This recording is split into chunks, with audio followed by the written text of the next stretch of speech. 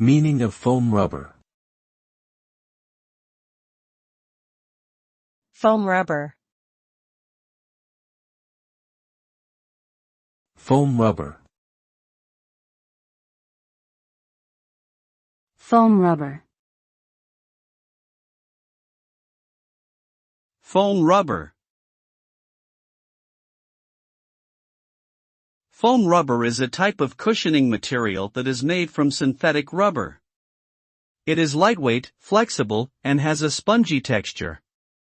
When compressed, it quickly returns to its original shape, making it ideal for use in padding and cushioning applications. Foam rubber is widely used in the manufacture of furniture, bedding, automotive seats, and protective gear such as helmets. It provides excellent shock absorption, insulation, and comfort, making it a popular choice for a variety of applications where cushioning is needed.